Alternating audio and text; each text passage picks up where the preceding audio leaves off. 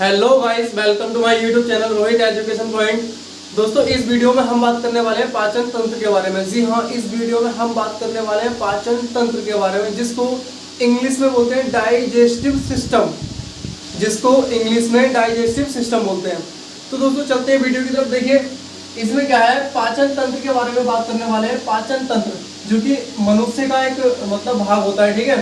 तो पाचन तंत्र के क्या है, पाचन तंत्र के अंदर लगभग 6 अंग होते हैं, ठीक है, लगभग 6 अंग। बाकी तो बहुत से मतलब कुछ लोग 8 भी बताते हैं इसमें, कुछ लोगों कुछ 10 अपने अकॉर्डिंग। मतलब देखिए, इसमें पहला अंग होता है दोस्तों मुख, और दूसरा होता है ग्रसनी, ठीक है, और तीसरा ग्रासनली होता है, चौथा होता है अमाशय, पांचवा आंत होता है, और छठे नंबर पर होता है दोस्तों मलाशय। अब बात सबसे पहले इसमें हम करते हैं मुख की। स्टार्टिंग जो पाचन तंत्र की क्रिया होती है वो हमारे मुख से ही स्टार्ट हो जाती है, ठीक है।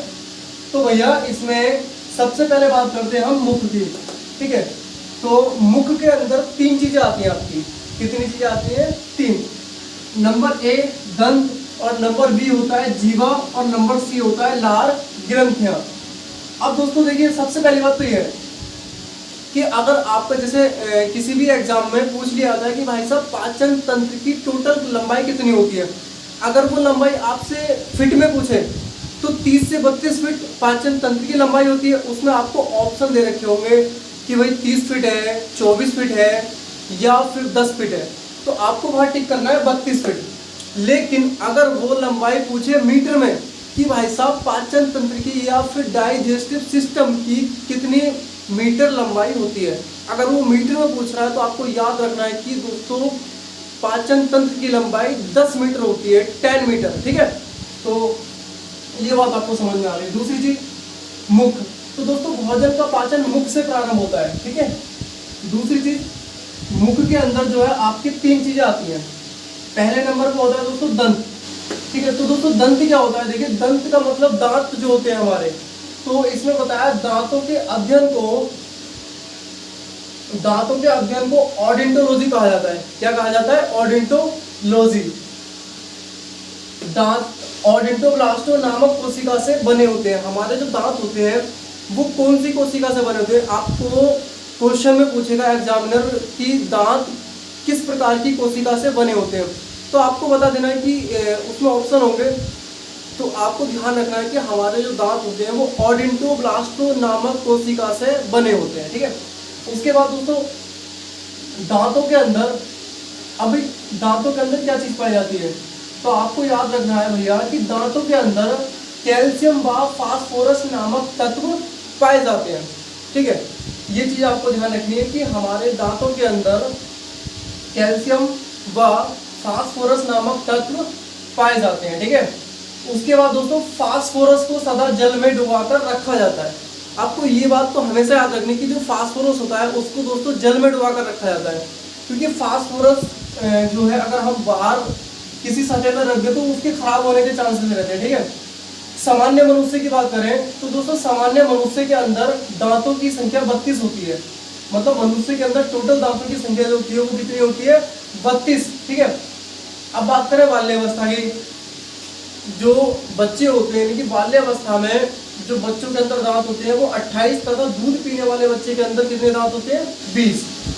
दूध पीने वाले बच्चे के अंदर दांतों की संख्या 20 होती है, और बाल्यावस्था में दांतों की संख्या कितनी होती है? 28। फिर जब मनुष्य सामान्य अवस्था में आ जाता है, यानी कि 20-18 साल से ऊपर जब उसकी एज आती है, तो उसके अंदर दांतों की संख्या कितनी होती है? 32, ठीक है। उसके बाद प्रकृति में सबसे ज्यादा दांतों की संख्या घोड़े व सुअर में पाई जाती है। हॉर्स, ठीक है, जिसे बोलते हैं, घोड़े और सुअर में सबसे ज्यादा दांतों की संख्या पाई जाती है, ठीक है। जैसे 32 दांत है, 32 दांत में दोस्तों 12 दांत तो हमारे स्थायी होते हैं, ठीक है, और 20 दांत होते हैं अस्थायी। 12 दांत जो पीछे की हमारी अक्कल दाढ़ें और जो दाढ़ें होती है वो होती है, ठीक है। अब है इस पे अगली पॉइंट पे आते हैं हम, दांतों के कार्य के आधार पर। मतलब हमारे दांत किस आधार पर कार्य करते हैं, तो इसमें हमें ध्यान रखना है कि दोस्तों इसमें 8 तो कृतनक दांत होते हैं। कृतनक का मतलब जो आगे के दांत होते हैं वो कृतनक दांत कहलाते हैं, ठीक है। और रंधक, 4 रंधक दांत होते हैं। रंधक का मतलब इस साइड के और इस साइड के, ठीक है। उसके बाद अग्रचर्वक, दोस्तों ये एक प्रकार से दाढ़ होती है, हमारी होती है दाढ़ें। और चर्वणक, ये भी दाढ़ें होती हैं, ठीक है। ये भोजन को, इनका काम होता है भोजन को पीसना या फिर उनको काटना, ठीक है। और जो आगे के दांत होते हैं उनका काम होता है भोजन को काटना।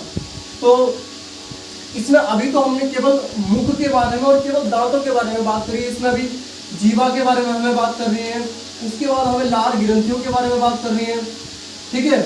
अभी तो इसमें कई सारी चीजें हैं। आपकी ग्रसनी है, ग्रसनी जो उस भाग को कहते हैं दोस्तों, ग्रसनी जहाँ श्वसन भाग और भोजन का जो भाग है वो दोनों मिलते हैं, ठीक है। इस पॉइंट पे श्वसन का रास्ता अलग जाता है और यहाँ से भोजन का रास्ता अलग जाता है, जो कि सीधे हमारे अमाशय में पहुँचता है।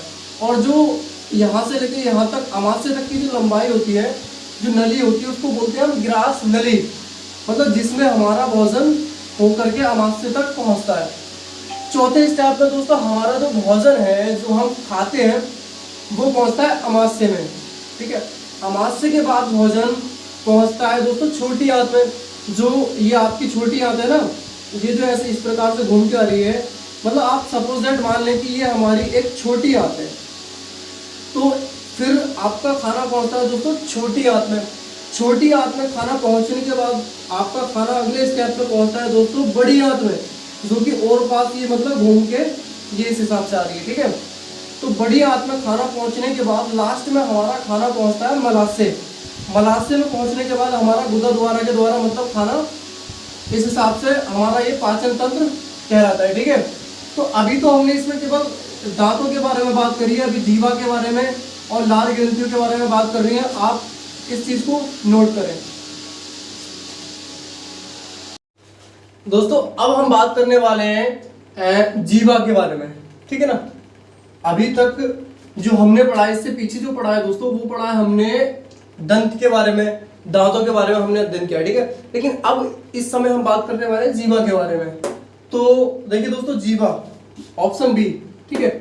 तो जीभ, हमारी जो जीभ होती है ना, उसका मेन काम तो होता है भाई स्वाद का पता लगाना, ठीक है। क्या काम होता है? किसी भी चीज के स्वाद का पता लगाना। तो सबसे पहली चीज, हमारी जो जीवा होती है उसके 4 भाग होते हैं। कितने भाग होते हैं? 4। तो जो सबसे आगे का भाग होता है ना, उसका काम होता है मीठेपन को चेक करना, ठीक है। फिर जो सबसे आगे के पीछे का भाग होता है, उसका काम होता है तीखेपन को चेक करना या फिर नमकीन को चेक करना, ठीक है। कोई भी चीज नमकीन है तो वो, उसके बारे में पता हमको कैसे लगेगा? जब वो चीज अगले हिस्से से उससे पीछे वाले हिस्से तक पहुंचेगी तब, ठीक है। और तीसरे नंबर का जो हिस्सा होता है, यानी कि 2 हिस्सों से जो पीछे का हिस्सा होता है, उस हिस्से का काम होता है खट्टेपन को नहीं, और हाँ, खट्टेपन को चेक करना होता है, ठीक है। मतलब तीसरे नंबर का जो हिस्सा होता है उसका काम होता है खट्टेपन को चेक करना, और जो सबसे पीछे का हिस्सा होता है उसका काम होता है दोस्तों कड़वेपन को चेक करना, ठीक है। उसका काम होता है कड़वेपन को चेक करना। तो मेन रीजन ये है कि हमारा जो जीभ का काम है वो स्वाद का पता लगाना है, ठीक है। अगली चीज देखिए, इसमें लिखा है जीवा की ऊपरी सतह पर छोटी छोटी ग्रंथियां होती है। मतलब हमारी जो जीभ होती है उसके ऊपर आपने देखा होगा कि छोटी छोटी मतलब कई सारे वो होती है, ग्रंथियां होती है, ठीक है। तो उन ग्रंथियों का जो मेन काम होता है वो लार स्रावित करना होता है या फिर स्वाद का पता लगाना होता है, ठीक है। इसमें लिखा है ना, देखिए, इन ग्रंथियों का मुख्य कार्य भोजन के स्वाद का पता लगाना होता है, ठीक है। मतलब जो जीभ के ऊपर छोटी छोटी ग्रंथियां होती हैं उसका काम होता है स्वाद का पता लगाना। कोई भी चीज कैसी है, खट्टी है, मीठी है, नमकीन है, तीखी है, कड़वी है, मीठी है, जो भी है, ठीक है। उसके बाद भाई साहब आपको हेडिंग मिलेगी लार ग्रंथियां, ठीक है। देखिए, आपको ये नोट कर लेना है कि हाँ, छोटी छोटी ग्रंथियां होती है जिनका स्वाद का पता लगाना होता है, या फिर स्वाद ग्रंथियां कहते हैं। उसके बाद नंबर सी पे आपका दोस्तों लार ग्रंथियां।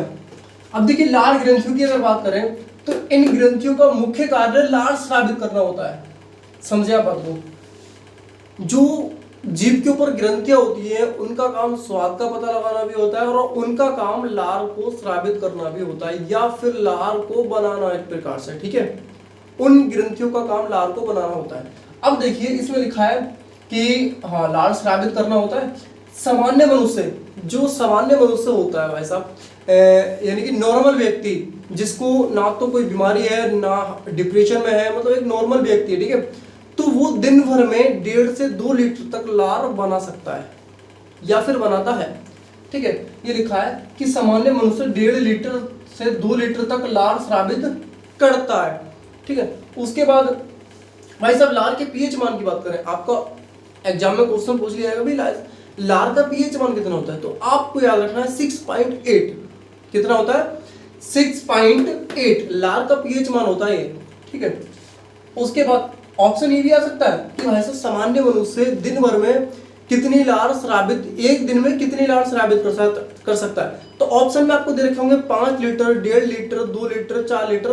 तो आपको पता है कि भाई 1.5 से 2 लीटर, जहां 2 लीटर मिलेगा आपको उस पर टिक कर देना, आपका आंसर सही हो जाएगा। ठीक है, उसके बाद लार का पीएच मान कितना होता है आपको पूछ लेगा, 8.8 होता है, 10.8, 6.8। तो जहां आपको 6 पॉइंट दिखेगा तो वहां आपको टिक कर देना है, आपका आंसर सही हो जाएगा। ठीक है, उसके बाद बात करते हैं दोस्तों लार के अंदर क्या क्या चीज पाई जाती है। तो भाई साहब लार के अंदर 2 चीजें पाई जाती हैं। ठीक है, एक तो होता है टोल्यूइन और दूसरा होता है लाइसोजाइम। ठीक है, तो टोल्यूइन का जो काम होता है दोस्तों वो स्टार्च को ग्लूकोज में बदलने का काम होता है। किसमें?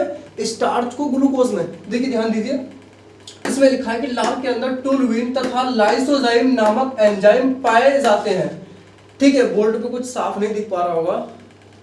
उसके बाद देखिए टोल्यूइन का मुख्य कार्य स्टार्च को, किसको? स्टार्च को किसमें? ग्लूकोज में बदलने का काम करता है। ठीक है, उसके बाद आपके क्वेश्चन बन सकते हैं, ये तो एक मैं आपको पॉइंट के हिसाब से या फिर उसके हिसाब से मैं आपको बता रहा हूँ। क्वेश्चन इसमें ये भी बन सकता है कि भाई साहब लार के अंदर क्या क्या पाया जाता है। तो आपको कई ऑप्शन मिलेंगे, टोल्यूइन प्लस लाइसोजाइम या फिर लाइसोजाइम प्लस हाइड्रोकार्बन जो भी है। तो आपको पता है कि भाई टोल्यूइन और लाइसोजाइम 2 चीजें होती है लार के अंदर, तो आपको वहां टिक कर देना है, बात खत्म। ठीक है, उसके बाद आपका क्वेश्चन ये भी बन सकता है कि भाई टोल्यूइन का क्या काम होता है। तो टोल्यूइन का काम स्टार्च को ग्लूकोज में बदलना होता है। ठीक, आपको बात। अगला क्वेश्चन है दोस्तों लाइसोजाइम, जो कि सबसे इंपोर्टेंट है। देखिए लाइसोजाइम का मुख्य कार्य भोजन के साथ बाहर से आए बैक्टीरिया को नष्ट करना होता है। जैसे कि कभी कभी हम दूषित भोजन खा लेते हैं जो कि ढक के नहीं रखा हुआ होता है, तो उसके अंदर बैक्टीरिया आ जाते हैं और जब उसका हम भोजन को खाएंगे, ठीक है, तो वो बैक्टीरिया अगर जब हमारे ब्लड में चले गए तो उससे क्या है, हम बीमार पड़ सकते हैं।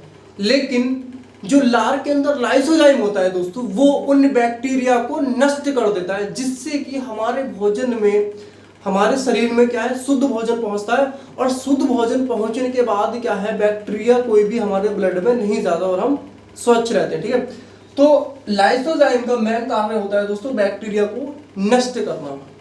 ठीक है, हाँ। अगले पॉइंट पे, मुख्य गुहा के अंदर मौजूद भोजन के छोटे छोटे कणों को बोलस कहा जाता है। क्या कहा जाता है? बोलस।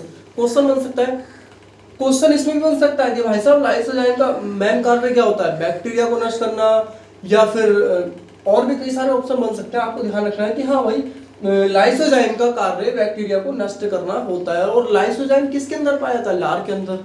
ठीक है, कहते नहीं बहुत से लोगों के अंदर लार की कमी हो जाती है, तो लार की कमी होने का मतलब ये होता है कि भाई साहब उनके अंदर लार के साथ साथ लाइसोजाइम भी, मतलब लाइसोजाइम की भी कमी हो जाती है। और जब लाइसोजाइम की कमी हो जाती है तो भोजन में जो बैक्टीरिया होते हैं वो नष्ट नहीं हो पाते हैं और वो बैक्टीरिया हमारे ब्लड में चले जाते हैं, जिससे कि हम बीमार पड़ जाते हैं।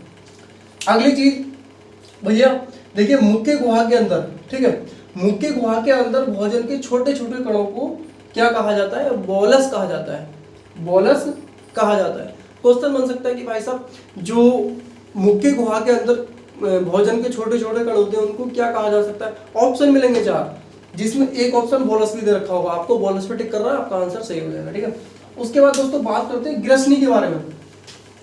देखिए ग्रसनी, ये जो हमारा चित्र बना हुआ है इसमें सब ग्रसनी कहाँ पे? यहाँ पे। ठीक है, ये तो दोस्तों ग्रसनी क्या होती है? ग्रसनी का काम होता है, ग्रसनी जहां से 2 रास्ते स्टार्ट होते हैं, ठीक है, जहां से सांस का रास्ता अलग जाता है और भोजन का रास्ता अलग जाता है। अभी स्टार्टिंग से तो एक ही रास्ता चलता है, जैसे हमने भोजन यहाँ से ग्रहण किया तो भोजन ग्रहण करके यहाँ से यहाँ तक का रास्ता तो एक ही है, लेकिन यहाँ से 2 रास्ते बनते हैं, सांस का रास्ता अलग और भोजन का रास्ता अलग, जो कि अमाशय तक पहुंचता है। ठीक है, तो भाई साहब इस पॉइंट को ग्रसनी कहते हैं, जो कि श्वसन मार्ग और भोजन मार्ग दोनों को मिलाती है या फिर दोनों को अलग करती है। ठीक है, ये कह सकते हैं कि हाँ दोनों को अलग करती है, तो इसको ग्रसनी कहते हैं। समझे आप बात को? यहाँ से हमने खाना खाया, खाना खाने के बाद यहाँ तक तो सेम प्रोसेस है, लेकिन यहाँ से दो चीजें, सांस का रास्ता अलग आ रहा है और ये जो भोजन का रास्ता अलग है। तो इस पॉइंट को ग्रसनी कहते हैं, आपको ये ध्यान रखना है, ठीक है। और ठीक जैसे इसमें लिखा भी है, पाचन तंत्र के इस भाग का मुख्य कार्य भोजन व श्वसन मार्ग दोनों को एक दूसरे से अलग करना होता है। बात सही है, मतलब इसका कार्य जो है दोनों को एक दूसरे से अलग करना होता है। इसका काम सांस वाले रास्ते और इसका काम होता है भोजन का रास्ता, जो कि अमाशय तक जाता है, ठीक है। और दोस्तों इतनी बड़ी जो नली होती है अमाशय से और ग्रसनी तक के बीच की ये जो नली है, इस नली को बोलते हैं हम ग्रास नली। अभी दोस्तों आप ये सब नोट कर लें और इसके बाद हम बताएंगे ग्रास नली के बारे में, ठीक।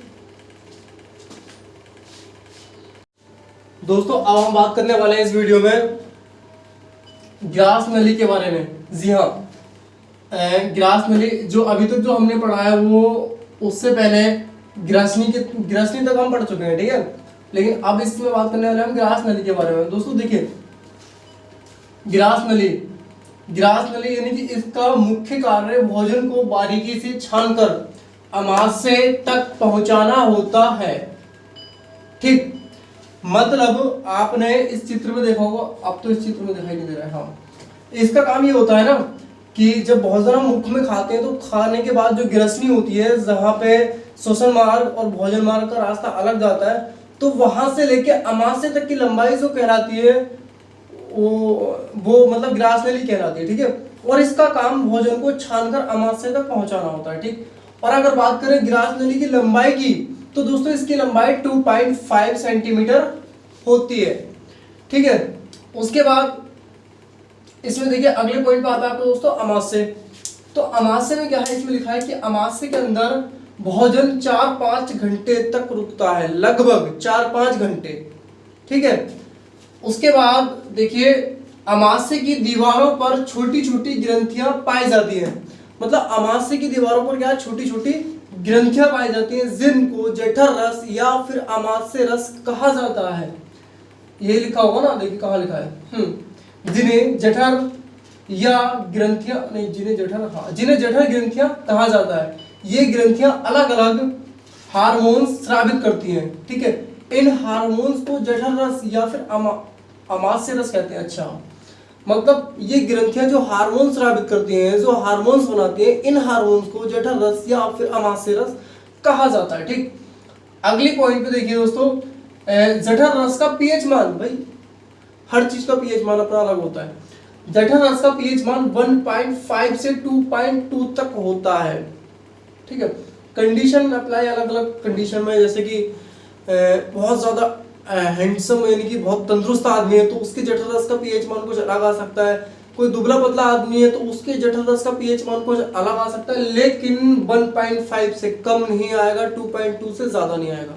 इनके ही बीच में जठर रस का पीएच मान निकल करके आता है। तो आपको ऑप्शन कई सारे दे रखे होंगे, जठर रस का मान पीएच मान 1 होता है या फिर 3.5 होता है या फिर 5.2 होता है। उसमें अगर ऑप्शन आपको दिखता है 1.5 तो टिक कर देना, अगर 1.5 नहीं हो 2.2 है तो भी टिक कर देना है, ठीक।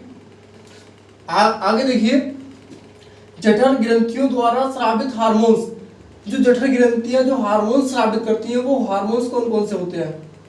देखिए उससे पहले मैं आपको बता दूं कि जो अमाशय है दोस्तों, अमाशय की लंबाई 30 सेंटीमीटर होती है। ये आपको बात याद रखनी, ठीक है। कितनी होती है? 30 सेंटीमीटर। उसके बाद जठर ग्रंथियों द्वारा जो स्रावित हार्मोन्स हैं वो पहला हार्मोन्स होता है HCl और हार्मोन्स यानी कि हाइड्रोक्लोरिक हार्मोन्स, ठीक है। दूसरे नंबर पे पेप्सिन हार्मोन्स होता है, तीसरे नंबर पर रेनिन हार्मोन्स होता है और चौथे नंबर पे होता है दोस्तों म्यूसिन हार्मोन्स, मतलब H मतलब हार्मोन्स, ठीक है। उसके बाद बात आती है 5वें नंबर पे आंत की। तो आंतें भी कई प्रकार की, यानी कि कई प्रकार की तो नहीं, 2 प्रकार की होती हैं। एक तो छोटी आंत होती है और दूसरी बड़ी आंत होती है, ठीक है। तो छोटी आंत की अगर बात करें तो दोस्तों इसकी लंबाई जो होती है वो 6.5 मीटर से 7 मीटर तक होती है, ठीक है। चौड़ाई जो होती है वो 2.5 मीटर होती है। लंबाई अगर है तो फिर चौड़ाई भी होगी, ठीक। चौड़ाई 2.5 मीटर है। अगले पॉइंट पे, ये शरीर की सबसे बड़ी ग्रंथि है, मतलब ये शरीर की क्या है, सबसे बड़ी ग्रंथि होती है। कौन सी? छोटी आंत की लंबाई बहुत होती है, वजन 1.5 से 2 किलोग्राम तक होता है, 1.5 किलो से 2 किलोग्राम तक होता है भाई साहब इसका वजन। ज्यादा मोटा आदमी है तो 2 किलो होगा, पतला दुबला है तो 1.5 किलो होगा, ठीक है। उसके बाद देखिए जैसे कि टिपेरिन हो गया, तो दोस्तों टिपेरिन जो अमाशय के अंदर, जो छोटी आंत के अंदर टिपेरिन नाम का हार्मोन होता है, उसका काम होता है ये शरीर के अंदर रक्त का थक्का नहीं बनने देता है। क्या है? ये शरीर के अंदर रक्त का थक्का नहीं बनने देता है। जैसे रक्त का थक्का बनने से क्या होता है, अगर रक्त का थक्का बन जाता है यानी कि ब्लड का, तो ब्लड का सर्कुलेशन नहीं हो पाता है, यानी कि ऊपर से नीचे तक जा नहीं पाता है। जब वो ऊपर से नीचे तक नहीं जाएगा तो हमारे मस्तिष्क तक ब्लड भी नहीं पहुंच पाएगा, और जब मस्तिष्क तक ब्लड नहीं पहुंचेगा तो हमारी क्या डेथ यानी कि मृत्यु हो जाएगी। तो भाई साहब ऐसा होता है ना कि जब सांप काट लेता है, तो सांप काटने से क्या होता है ना, हमारे जो ब्लड का है उसका थक्का यानी कि खून बिल्कुल जम जाता है, जिससे कि खून हमारे दिमाग तक नहीं पहुंच पाता है और हमारी मृत्यु हो जाती है, ठीक है। तो उसी प्रकार से जो टिपेरिन नाम का वो होता है वो मतलब हमारे छोटे हाथ के अंदर पाया जाता है, ये शरीर के अंदर रक्त का थक्का नहीं बनने देता है। अगर टिपेरिन नाम के हार्मोन्स की हमारे अंदर कमी है तो भाई साहब रक्त का थक्का बनेगा और वो एक प्रकार से हमें बीमारी बन सकती है। लेकिन छोटी आंत में टिपेरिन नाम का हार्मोन होता है जो कि रक्त का थक्का नहीं बनने देता है, तो इसी कारण क्या है, हमारे ब्लड का सर्कुलेशन मतलब होता रहता है, ठीक है। तो दोस्तों उम्मीद करता हूँ कि आपको ये टॉपिक समझ में आया होगा। प्लीज दोस्तों अगर आपको वीडियो अच्छी लगी हो तो वीडियो को लाइक करो और साथ ही बेल आइकन को हमारे चैनल को सब्सक्राइब कर लें, साथ ही बेल आइकन प्रेस कर दें, जिससे कि आने वाली हर नोटिफिकेशन आप तक पहुंचती रहे। धन्यवाद।